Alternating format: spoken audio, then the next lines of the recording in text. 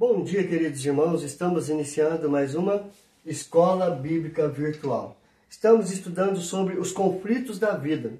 Hoje nós vamos passar por um novo tema, que é como controlar a ira. Antes de definirmos o que é a ira, nós precisamos pensar um pouco sobre este sentimento que pode destruir tanto a nossa vida como destruir vidas de pessoas ao nosso redor. Nós vamos ver os tipos de ira, como controlar a ira e trabalhar isso em nosso coração. A palavra de Deus nos aconselha: irai-vos e não pequeis, não se ponha o sol sobre a vossa ira, nem deis lugar ao diabo. Efésios capítulo 4, verso 26 e verso 27. Mais ou menos o que o texto está mostrando para nós, que podemos ter ira, mas não podemos deixar que esta ira venha causar atitudes que venham destruir vida de pessoas e assim destruir a nossa vida.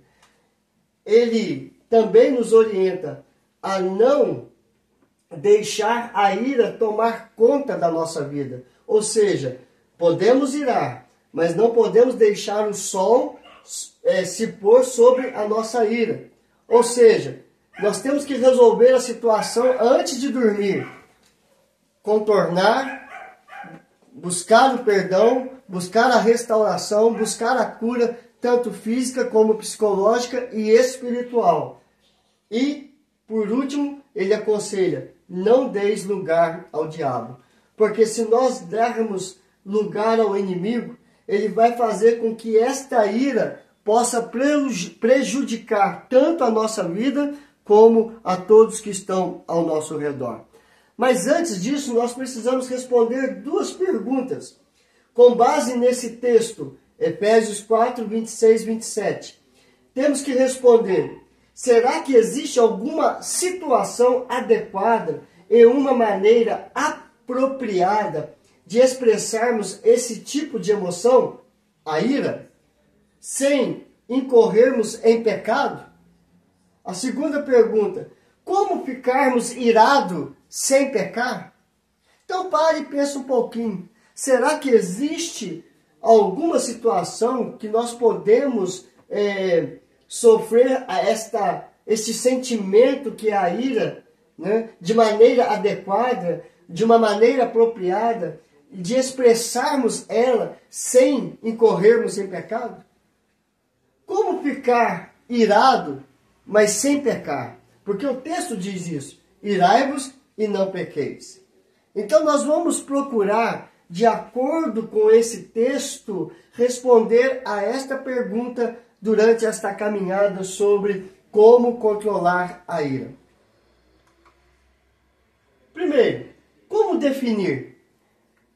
Definir a ira, definir a cólera, definir a fúria é algo um pouco complicado, um pouco difícil. E nós vamos procurar isso, trazer uma definição bem própria, bem adequada para o nosso coração, para o nosso entendimento e também para evitarmos colocarmos a ira, a cólera ou a fúria em prática. Então nós vamos ver isso no decorrer dos nossos estudos. Entretanto, porém, sabemos que esse sentimento tem influências negativas quando ele não é dominado nem tratado. E é o que vamos procurar estudar a partir de hoje. Então, olhando para essa situação, nós vamos ver, queridos, que esse sentimento de ira, cólera ou fúria, ele tem influências muito negativas sobre a nossa vida e sobre todos que estão ao nosso redor. E nós temos que procurar de uma maneira, como disse aqui, adequada e apropriada de controlar a ira ou expulsar esta ira da nossa vida e do nosso coração. Diante disso, nós vamos, nessa introdução, nós aprendemos o quê? Que nós temos que controlar a ira, que com base em Efésios 4, 26 e 27, nós temos que responder esta pergunta, ou seja, existe alguma situação adequada, uma maneira apropriada de expressarmos esse tipo de emoção sem incorrermos em pecado? Como ficarmos irados sem pecar? E vimos que definir a ira, cólera ou fúria é um pouquinho complicado. E nós vamos, a partir de hoje, estudar esse sentimento que traz consequências graves sobre as nossas vidas e tem uma influência muito negativa sobre a nossa vida. Então, irmãos, eu convido a você a caminhar conosco sobre esse estudo.